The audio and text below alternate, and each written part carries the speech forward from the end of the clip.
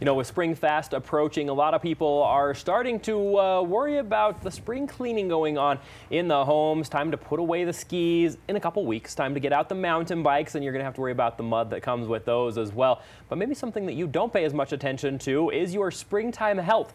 Might be a good time to take an inventory of what you do to keep yourself healthy. And to help us with that today, we have Dr. EJ Raven from Freedom Chiropractic. EJ, good to have you in. Dr. Raven, a lot of people, like I said, worry more about what things look like in their home than maybe their spring body health. Are there some things that we can do that will make ourselves healthier, not only for the springtime, but throughout the rest of the year we can start now? Sure.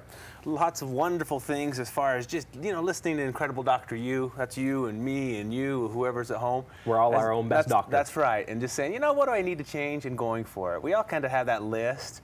Maybe actually addressing that list, and I'm just as bad as the next guy at not addressing it, but just, say I'm going to pick something out and go for it this spring. I think that's one of the biggest ways. One of the things that a lot of people want to do, they're always worried about the weight issue, something that people put on that list in January and then maybe they slacked off on. But once spring gets here, a lot of people, especially in the Park City area, like to jump on the mountain bikes, get out there, do some jogging, take the dogs out for a walk as well.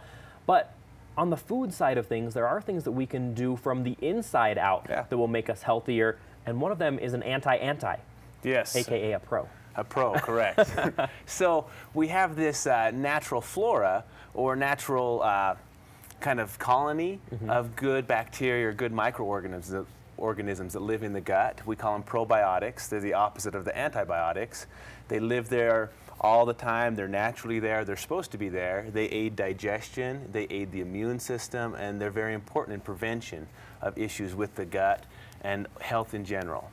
Now, we've talked with doctors a lot before about the antibiotics and how maybe they get used too frequently for things they shouldn't be used for, and thus they create an immunity in the body. With probiotics, is there that same issue where if you give yourself probiotics that your body could stop creating them on their own? No, and they're actually not really created on their own as much as they reproduce and live. So you've got this colony or flora that live in the gut and help you with digestion and help prevent other bugs from coming in and setting up camp. It's so crowded in there that the bad guys don't have room to set up camp and make themselves at home. And so there's no problem with probiotics. You can't get too many. Typically, you can't get enough almost. Talk about what a probiotic is and where we can find them typically. Okay, so probiotics show up in natural foods. They're unmessed with at the farmer's market. When you buy the tomato, or you go to the garden and pick a tomato, it's going to have bugs on it. Those bugs are going to help in some ways. Often today, probiotics come in the form of yogurt. Can have good probiotics in it, or you can buy it in a pill form or a capsule or whatever and take it that way.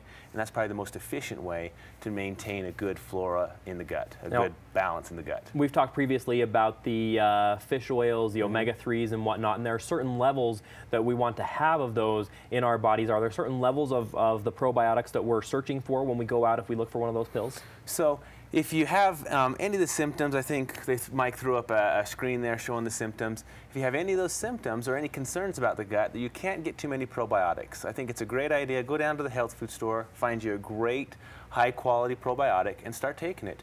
Follow the directions on the, whatever the manufacturer recommends, and you really can't get too many. It will just be something that kind of helps to either increase and improve the health of that colony, or just passes on through if we don't need it. Now, a lot of drugs that people are given nowadays aren't really to address the problem itself, but rather the symptoms that people have. What is the difference between maybe a drug that treats a symptom and a probiotic, and the timing that it'll take to help us out to clean our bodies? Okay, so a drug that treats a symptom, you're correct.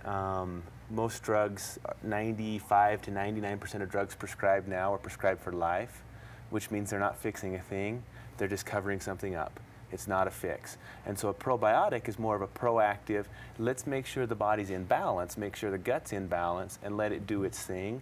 And so that's where the probiotics fall, is maintaining a healthy balance. You mentioned antibiotics. Antibiotics are widely prescribed, and the problem with an antibiotic is it kills bugs. Not only the bad bugs, but the good bugs. And so when you wipe out those good bugs, you're actually setting yourself up for more issues.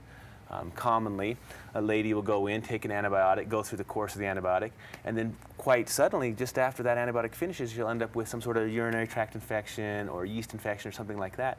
What's happened? She's wiped out the good bugs that inhabit all of our cavities, and those bad bugs are able to set up camp and create issues. And with the kids, you see the same thing where they'll get the ear infections after they do something like that as well, because, you know, like you said, there are no more good bugs. One of the things you mentioned, a natural place where we can find some of the probiotics would be in yogurt, but it's not all yogurt, is it? I mean, you have to be kind of careful. Yeah, it's just like everything. There's the cheap stuff and the good stuff. The problem is that not all yogurt contains live cultures, and it'll say right on it live cultures. And then my big thing is if it's good yogurt, it's usually higher quality bugs, you know what I mean, and more healthy. And so when I say good yogurt, look for the ingredients. If it's got artificial dyes in it, I don't think it's as near the high quality. If it's got anything artificial or anything you can't pronounce, I'd say, you know, move on to a better product. Lots of the red 40, blue 6, yellow 18, all of those great things. Probably not the necessity that we think they may be, you know. All right, so we're not buying yogurt for the color. We're buying it because it's got the live cultures in it, so that'll help us out on the probiotic side of things. If people want to go out there and instead of the yogurt or farmer's market kind of things, if they want to do the pills, where can those be found and what are people looking for? I mean, do you just walk into a health store and say, I want a probiotic? They'll not know exactly what that is. It's kind of a weird word, but it's just those microorganisms, you know. And yeah, go into a good health food store, just, you know, anyone here in town, say, hey, I'm looking for a good probiotic. They'll take you back. Typically, they're kept in the refrigerator and show you their favorite brands. You want, my experience is you want pretty high count on the numbers, and they'll show you the different numbers of this many billion organisms, which is pretty crazy. But you find one that seems to fit you. They're all pretty mellow. They shouldn't cause any issues. You shouldn't react to them. There's, you know, it's a simple product. All right, Dr. E.J. Raven, sounds good. Thanks for coming in and talking with us. Probiotics, trying to keep us healthy and counter the effects of the antibiotics. Yep, get that gut back to where you want it. All right, so now you know, head out there, get the natural foods. They've got the probiotics naturally in them, or your local health food store. Ask for a probiotic supplement.